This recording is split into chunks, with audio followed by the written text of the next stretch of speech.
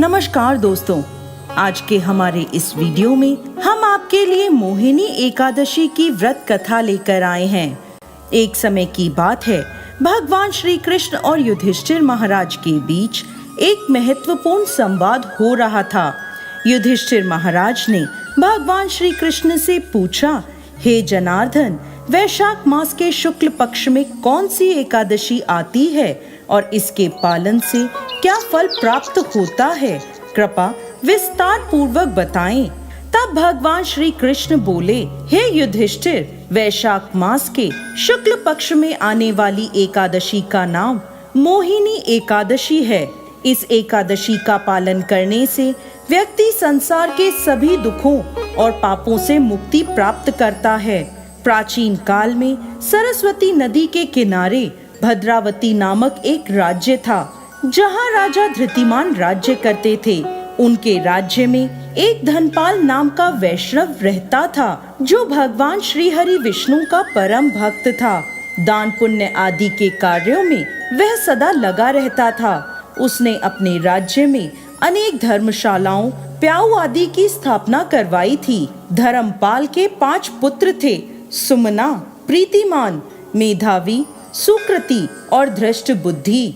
उनका 5वां पुत्र अपने नाम के अनुसार अत्यंत दुराचारी था।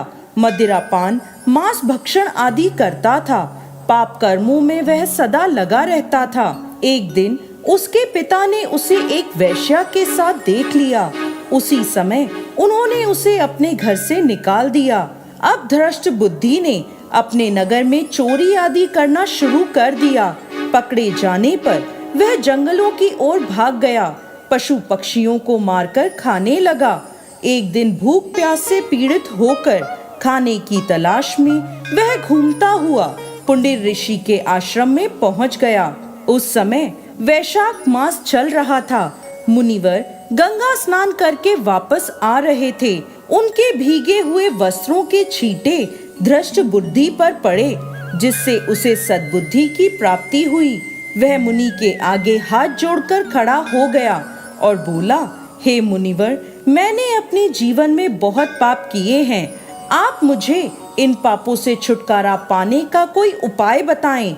उसके ऐसे वचन सुनकर मुनि बोले, तुम वैशाख शुक्ल पक्ष की मोहिनी एकादशी का व्रत करो।